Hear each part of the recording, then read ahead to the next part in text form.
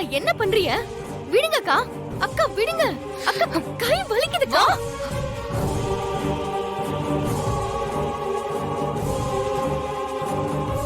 விஜி, நீ பண்ண எல்லா தப்பும் எனக்கு தெரிஞ்சிருச்சு. இதுக்கப்புறமும் நீ என்கிட்ட இருந்து தப்பிக்கவே முடியாது. நான் என்ன பண்ண? நீங்க உங்க தங்கச்சிக்காக என்ன தப்பாத்தே சொல்லுவீங்க. அதத்தான் கேட்டு கேட்டு என் காது புளிச்சு போய் கிடக்குதே. இது சொல்லத்தான் நீங்க தனியா கூட்டு வந்தீங்களா? நீ எந்த தப்பும் பண்ணல. இல்லையே. யார் அந்த பொண்ணு? யார் அந்த பொண்ணுன்னு கேட்டேன். யாரு? எந்த பொண்ணு?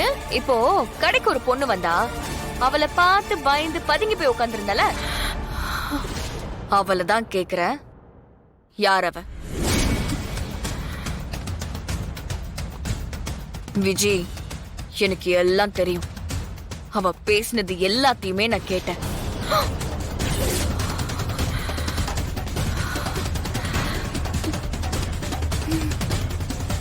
கண்மணி தான் பிளான் பண்ணிருக்கா. அது தப்புதான். அதுக்கு நீ என்ன பண்ணிருக்க? உள்ள போயிட்டு அவளுக்கு பணம் தரேன்னு அவளை விரட்டிட்டு நீ காட்டி ரூம்குள்ள போயிருக்க. எவ்வளவு பெரிய ஃப்ராட் நீ! அவ்வளவு பெரிய டிராமா. இத பொய்ன்னு மட்டும் என்கிட்ட சொல்லிட்டு இருக்காத. அந்த பொண்ணு எங்க இருந்தாலும் சரி, அவளை கூட்டிட்டு வந்து கோர்ட்லயே நிறுத்தி இது உண்மைன்னு என்னால நிரூபிக்க முடியும். அதுக்கப்புறம் மேடம் ஜெயிலுக்கு தான் போகணும்.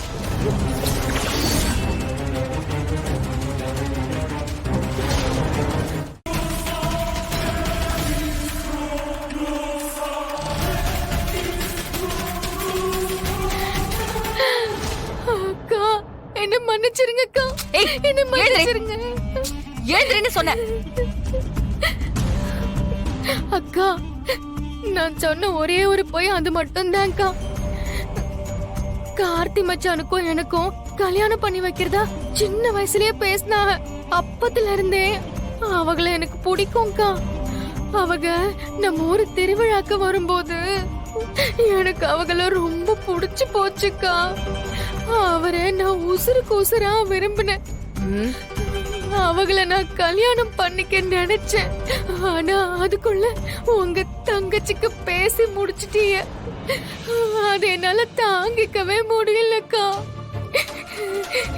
எப்படியாவது இந்த கல்யாணத்தை நிறுத்தி அவங்க கூட சேர்ந்துடணும்னு நினைச்சேன்.